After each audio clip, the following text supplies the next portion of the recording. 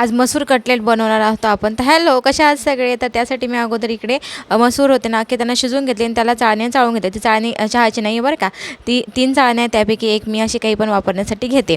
आणि त्यानंतर रवा घेतलेला आहे, रवासुद्धा भाजून घेतला आणि खलबत्त्यामध्ये कुटून घ्यायचं, हिरवी मिरची आणि लसूण आणि थोडे जिरं.